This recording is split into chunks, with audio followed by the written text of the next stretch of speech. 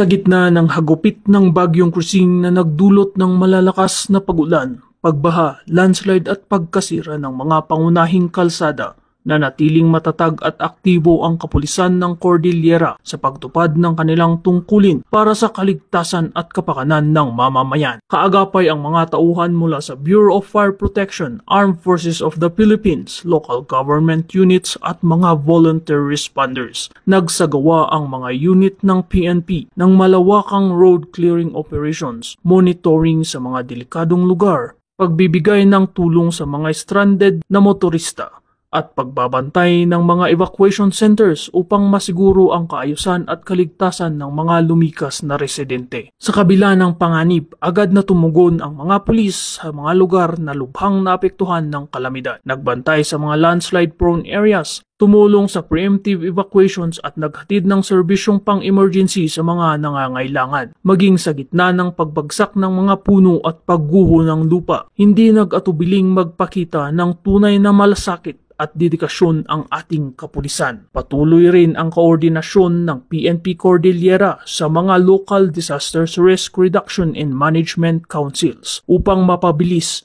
ang relief and rescue efforts at batiyak na mabilis ang pagbangon ng mga komunidad. Ang mga hakbang na ito ay patunay ng walang sawang paninilbihan ng kapulisan ng Cordillera, isang matibay na haligi ng seguridad, disiplina at malasakit, lalo na sa oras ng sakuna. Sa mata ng bagyo, naruroon ang PNP. Alerto, aktibo at tunay na maaasahan. Mula dito sa rehiyon ng Cordillera, nakaantabay sa Bagyong Krising, ako ang iyong PNN correspondent, Patrolman Sungkad, alagad ng batas, taga-taguyod ng Balitang Pulis.